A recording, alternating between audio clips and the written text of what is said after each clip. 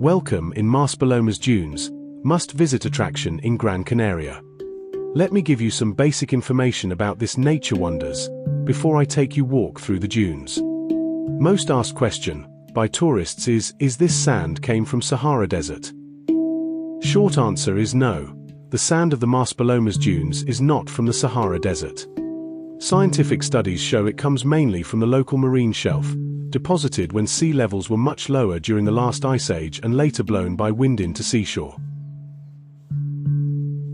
Dunes stretching across the southern coast of the Gran Canaria island, the dunes form a golden ocean of sand, rolling for more than 400 hectares between the lively resort of Playa del Ingles and the deep blue Atlantic. This isn't just a beach. It's a living, breathing ecosystem, a miniature desert sculpted by wind, time, and the island's volcanic past. Where you'll find them.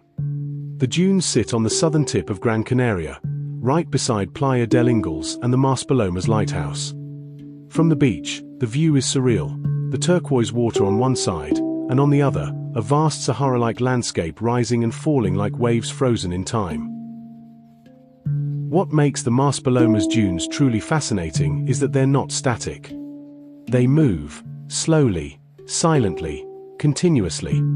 Driven by the trade winds, the sand shifts a few meters every year, reshaping the dunes like a natural sculpture in constant evolution. Scientists call this a mobile dune system, and it's one of the last of its kind in Europe. Every ridge, every curve, every shadow is temporary, destined to change again with the next strong breeze. About weather. The climate here is famously gentle. Warm, dry, and sunny almost all year, the dunes glow differently depending on the hour. Morning, soft light, long shadows, cool sand. Midday, bright gold under the blazing sun. Sunset, a warm, amber glow that turns the dunes into a cinematic dreamscape. Even the wind adds character, sometimes calm, sometimes sculpting new patterns across the surface like brushstrokes on a canvas. The easiest way to admire dunes is walk along beach. From Playa del Ingles, the dunes look almost unreal. The contrast is striking, the lively beachfront with its hotels and promenades, and just beyond it, a vast wilderness that feels untouched and ancient. As you walk from the beach into the dunes, the world around you transforms. The sound of the waves fades, the city disappears behind you, and suddenly you're surrounded by silence and endless sand. It's like stepping into another dimension. One of the most iconic experiences here is the camel ride across the dunes. It's a gentle, rhythmic journey that gives you a taste of desert travel, slow, peaceful, and surprisingly relaxing. The camels move in long caravans, offering a unique vantage point over the rolling landscape. It's a moment where time seems to stretch, and the dunes feel even more majestic.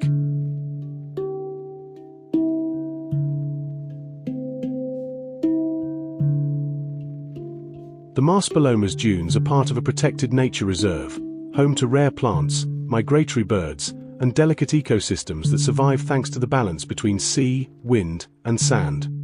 It's a reminder that even in a tourist paradise, nature still holds its ground.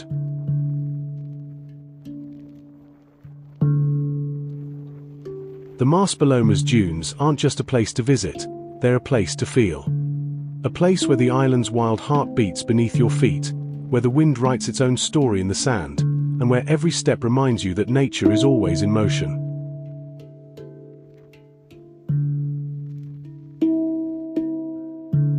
Now I leave you alone for long walk. Imagine sand under your feet and warm wind on your face.